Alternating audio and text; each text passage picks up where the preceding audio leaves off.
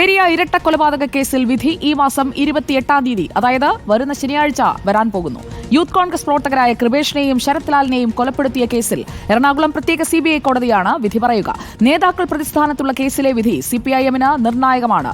അർജുൻ കല്യാട് നമുക്കൊപ്പം എത്തുന്നു. അർജുൻ കല്യാട്, വിധി ദിനം ആഗതമായിരിക്കുകയാണ്. ഇതുവരെ നടന്ന വാദപ്രതിവാദങ്ങൾ നമ്മൾ കണ്ടതാണ്. പെരിയ ഇരട്ട കൊലക്കേസിൽ രാഷ്ട്രീയമായി ഏറെ ചർച്ച ചെയ്യപ്പെട്ട കേസ് കൂടിയാണല്ലോ. തീർച്ചയായിട്ടും സുജയ, 2019 ഫെബ്രുവരി മാസം 17-ാം തീയതിയാണ് കാസർഗോഡ് കല്ലിയോട്ട് ഇങ്ങനെയൊരു കൊലപാതകം നടക്കുന്നത്. 2 യൂത്ത് കോൺഗ്രസിൻ്റെ പ്രവർത്തകർ ബൈക്കിൽ സഞ്ചരിക്കുമ്പോഴായിരുന്നു ഇങ്ങനെയൊരു ആക്രമണം നടക്കുകയും പിന്നീട് കൊല്ലപ്പെടുകയും ചെയ്തത്, കൃപേഷും ശരത്ലാലും.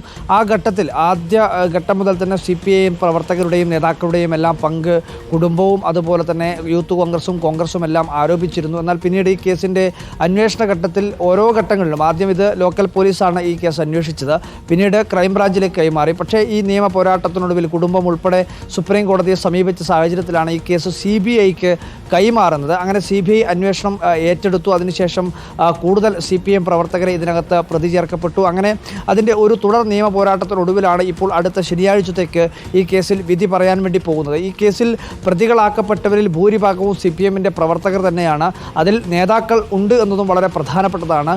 മുൻ MLA, കാഞ്ഞങ്ങാട് ജില്ലാ സെക്രട്ടേറിയറ്റ് അംഗം കൂടിയായിട്ടുള്ള KV കുഞ്ഞിരാമൻ, അതുപോലെ തന്നെ കാസർഗോഡ് കാഞ്ഞങ്ങാട് ഏരിയ സെക്രട്ടറി ആയിട്ടുള്ള ഉദുമ ഏരിയ സെക്രട്ടറി ആയിട്ടുള്ള KM Manikandan, Periya local secretary Balakrishnan തുടങ്ങിയിട്ടുള്ള CPM നേതാക്കൾ തന്നെ ഈ കേസിൻ്റെ ഭാഗമായി പ്രതിയാക്കപ്പെട്ടിട്ടുണ്ട്.